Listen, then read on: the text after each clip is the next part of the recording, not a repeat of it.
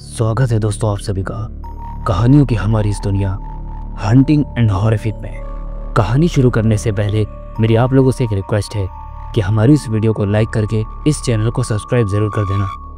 दोस्तों कभी कभी कुछ कहानियाँ सिर्फ कहानियाँ नहीं रह जाती, वो जीवन का एक ऐसा कड़वा सच बन जाती है जिसे भुला पाना काफ़ी मुश्किल हो जाता है।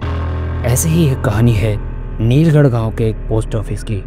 तो चलिए कहानी को शुरू करते हैं। नीलगढ़ गांव नाम से जितना शांत और सुंदर लगता था, उसकी हकीकत उतनी ही भयानक और दिल दहला देने वाली थी।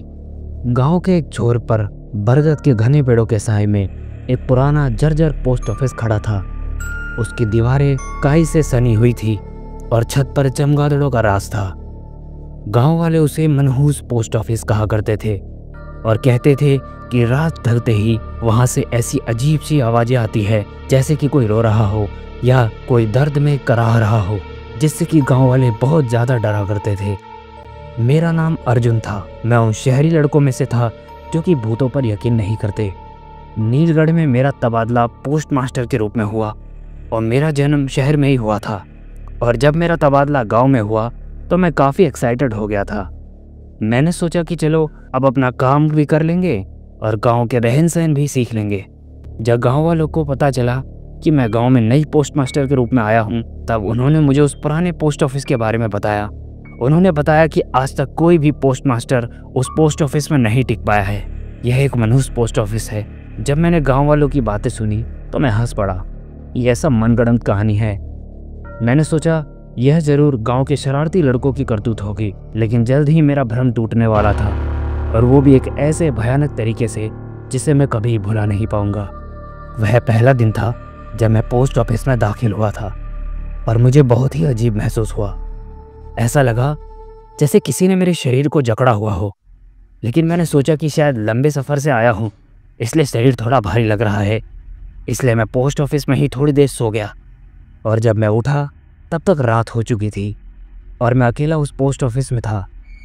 बाहर तेज हवा चल रही थी और सूखे पत्ते खिड़कियों से टकरा रहे थे। मैंने सोचा ये सामान्य सी आवाज़ें हैं। तभी मुझे एक हल्की फुसफुसाहट सुनाई दी, जैसे कोई मेरे कान में कुछ कह रहा हो, लेकिन वह साफ नहीं थी। मैंने चारों ओर देखा लेकिन कोई नहीं था। मैंने खुद को समझाया और यह सिर्फ मेरा वहम है, यह सोचकर मैंने खुद को दिलासा दिया। अगले कुछ दिन तक अजीबोगरीब घटनाएं बढ़ती गई। कभी रजिस्टर अपने आप खुल जाते थे तो कभी मोमबत्ती अपने आप बुझ जाती थी। डाकघर में बिजली न होने की वजह से मुझे वैसे ही बहुत तकलीफ हो रही थी और अंदर हमेशा एक अजीब सी ठंडक रहती थी, चाहे बाहर कितनी भी गर्मी क्यों ना हो। एक रात जब मैं एक चिमनी से निकली राख को साफ कर रहा था, तब मैंने देखा कि राख में किसी का उल्टा पंजा पड़ा हुआ था। यह मुझे अजीब लगा, लेकिन फिर भी मैंने इसे किसी जानवर का पैर मानकर नज़रअंदाज कर दिया था। सबसे भयानक रात तब आई जब मूसलाधार बारिश हो रही थी, बिजली कड़क रही थी और चारों ओर घना अंधेरा था। मैं अपने मेज़ पर बैठा हिसाब किताब लिख रहा था। तभी मुझे लगा कि कोई मेरे कंधे पर हाथ रख रहा है। मैंने पलटकर देखा तो वहाँ कोई नहीं था। मेरे अचानक रोंगटे खड़े हो गए। फिर मैंने सुना एक धीमी सिसकती हुई आवाज़, जैसे कोई रो रहा हो। आवाज़ पोस्ट ऑफिस के सबसे पुराने और धूल भरे कोने से आ रही थी, जहां वर्षों से शायद कोई भी नहीं गया था। मैंने हिम्मत कर टॉर्च उठाई और उस कोने की तरफ बढ़ा। जैसे जैसे मैं पास जाता गया, आवाज़ और तेज होती जा रही थी।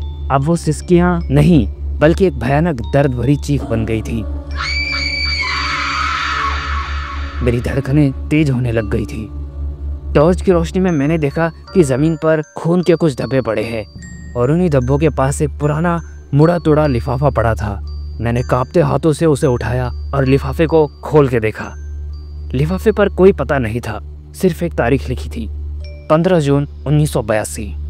जब मैंने लिफाफा खोला तो अंदर एक सूखा हुआ पीला पड़ा गुलाब और एक छोटा सा कागज़ का टुकड़ा पड़ा था। कागज़ पर लिखा था, मुझे मुक्ति दो।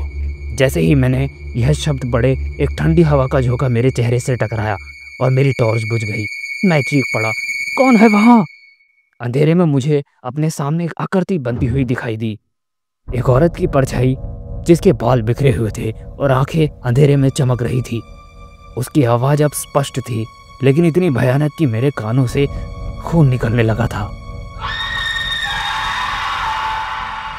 वह कह रही थी, तुम मुझे मुक्ति नहीं दोगे, तुमने मुझे धोखा दिया, अब तुम भी यहाँ फंस कर मरोगे।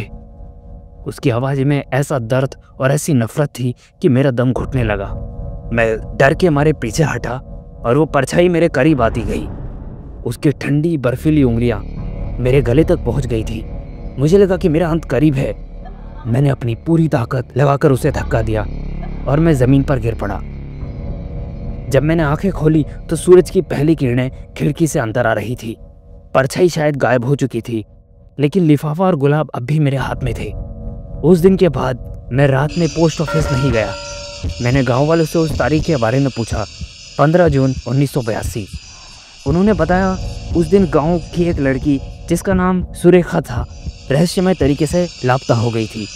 वह पोस्ट ऑफिस में अपने प्रेमी से मिलने गई थी जिसने उसे धोखा दिया था, लेकिन किसी ने भी उसे फिर कभी नहीं देखा। गांव वालों का कहना था कि उस लड़की के प्रेमी ने उस लड़की को मारकर उसी पोस्ट ऑफिस के नीचे कहीं दफना दिया था, जिस वजह से उस लड़की की आत्मा को जस्टिस नहीं मिला और वो अब भी उस पोस्ट ऑफिस में भटकती रहती है और इंतज़ार कर रही है किसी ऐसे व्यक्ति का जो उसे मुक्ति दिला सके या फिर उसे भी अपने भयानक अंत का हिस्सा बना सके।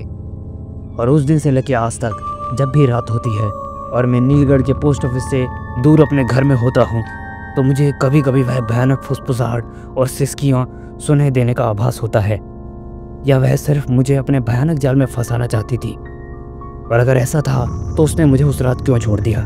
मुझे आज भी उस रहस्य में रात का सच पता नहीं चल पाया और शायद कभी पता भी नहीं चलेगा। लेकिन एक बात मैं जानता हूँ, नीलगढ़ के पोस्ट ऑफिस का रहस्य अब मेरे साथ ताउम्र तक रहेगा, एक भयानक सच बनकर। तो अगर आपको ये कहानी अच्छी लगी है तो हमारे चैनल को सब्सक्राइब करके वीडियो को लाइक कर देना।